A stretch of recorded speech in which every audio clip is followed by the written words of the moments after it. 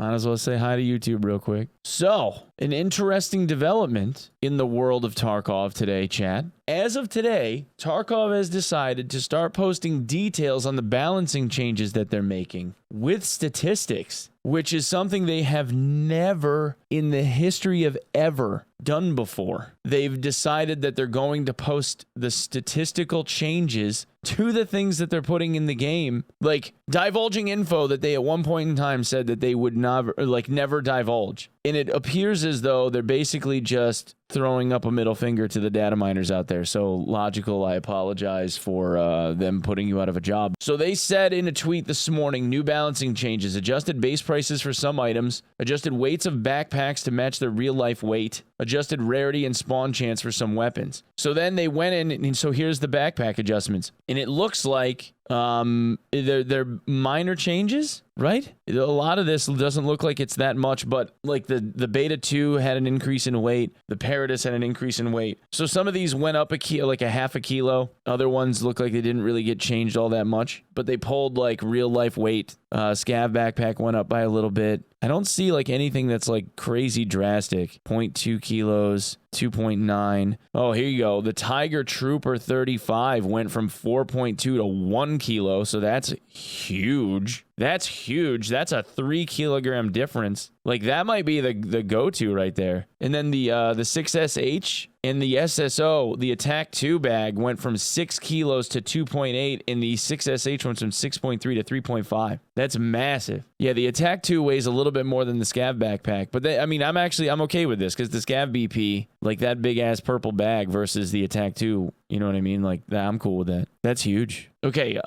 they also changed weapon rarity and spawn chance. So here's an interesting thing. They're actually showing the spawn chance, and I'm going to assume that this is based on a percentage rate. So even if it was relative to each other, you could still see like what's like more likely to spawn than others, even though they have separate subheadings. So there's probably like a likelihood to spawn based on categorical difference. So you have like the Saiga got modified. So they all kind of got like standardized a little bit more by the looks of things. So they're basically trying to set it up like the Kalashnikov, like the 74N got remarked from, instead of it being rare, it's now moved to the common pool. Whereas the 74M was common and now it's rare, but has a higher rare spawn chance. This is interesting, especially since like something like the 74N was not found as often, and you needed that for one of Prapper's tasks, right? That's kind of huge. For like Punisher, you had to hand in a 74N. So this makes the 74N more common to find. So that's good. I mean, overall. And they moved a whole bunch of other guns out of the rare pool. Like a lot of the AK series of guns, the Saiga 12, the SKS, all of that stuff got taken out of like the rare gun pool and put into a common one. Although like their spawn rates are a bit less in the common pool, but I'm going to assume that if they're in the common pool, they're still more likely to spawn than if they're in the rare pool, right? 3x more common. So that's the rumors. It's 3 times more likely to spawn if it's in the common pool. So that, I guess the main idea, the takeaway from this would be,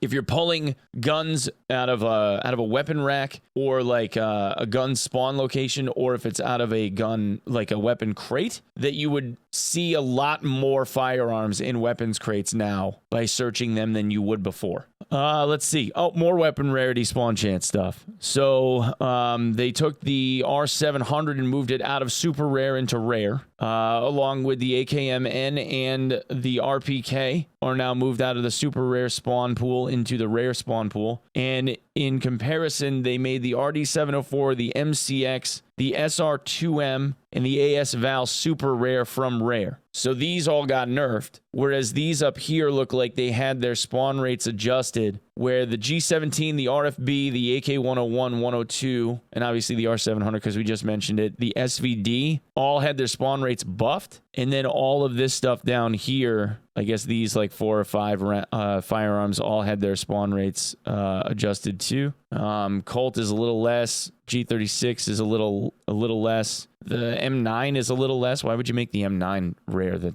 thing is useless. The 1911 is the same. Benelli's more often. AKS is more often. SV98 is more often. Really interesting. It's so crazy that they're showing stats. I mean, this is something that Nikita was like vehemently against for so long, and now they're showing spawn rate.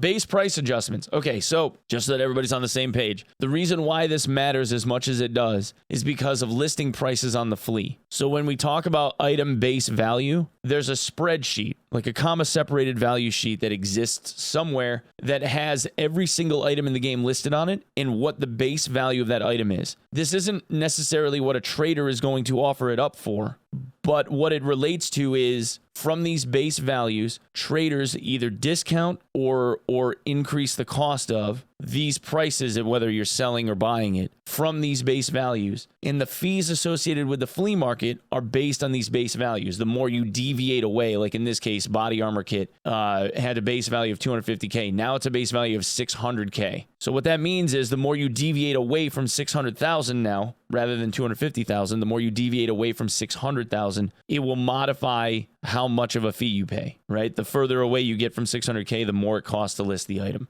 which this also dictates how much value there is on the repair kit. So let's say you have a repair kit that's brand new. If you went to sell it to somebody like Therapist, she would discount the sale, the transaction, by about 25%. So instead of it being 25% of 250, now it's 25% of 600K, which automatically inflates the value when you go to sell it on the flea. See what I'm saying? So in a lot of ways, it's like price fixing. But like something like this, right? Like they doubled the value of a LED-X. They 5x the value of the car dealership closed section key, which is ridiculous. They 3x the value of the Check 15 apartment key. So now it's a $1.5 million or million ruble base instead of a 500K ruble base.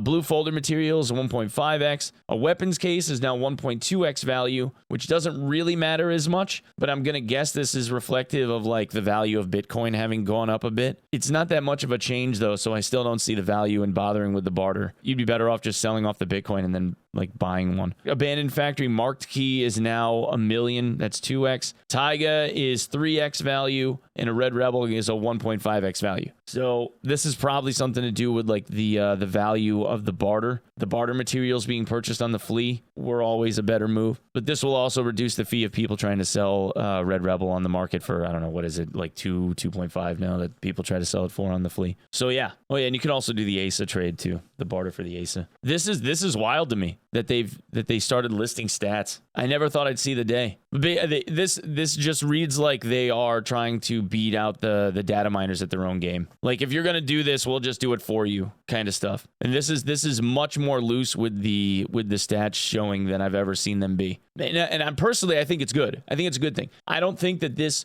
damages the gameplay loop in any way. I don't think that the stats and showing the stats is really hurting a damn thing. And I think that showing this kind of stuff allows people that are, doing guides and like min-max stuff, it provides them with an avenue to be able to have reliable data that they can back up the stuff that they're doing, instead of having all of these people like try to second guess everything that people are showing them, in a way where you don't have to go in and like research every little thing to be able to prove what you're trying to help people with. It just as a matter of example, there's a million reasons why I think this is better. Hey, I love this. I'm glad that they did it. And they can control the release of the information that they're putting out. Absolutely. They should have been doing this from the beginning. I completely agree. Especially considering like if they're putting out tables like this also gives data points for people that are like checking things like, oh, this looks weird. BSG puts out the stats. Then you can go to the source and say like, hey, I noticed that you said that,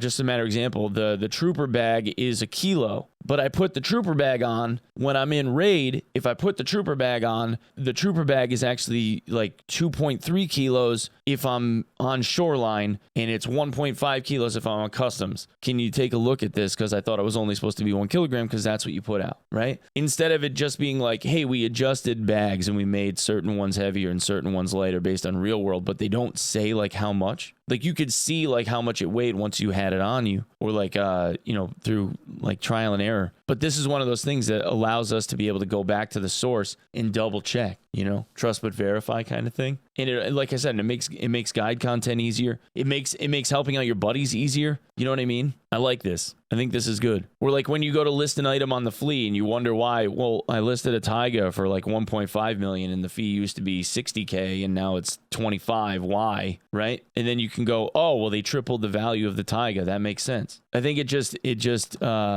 more information in this case, as long as it's not like, here's the newest hot spawn for a LEDX on wherever map. As long as it's not that kind of stuff, and you're just given like background stats on these kind of things, stuff that you would have readily figured out in game otherwise, I think this is fine. I like this. Why keep it veiled, you know? I mean, if anything, you're just gonna, like, without doing stuff like this, you're just further popularizing guys that end up doing the data mining work and post this stuff for you anyway, you know? So I think it's good. Anyway, yeah. All right. Well, say bye to YouTube chat. Yeah. So that's everything. Thanks for coming and checking it out.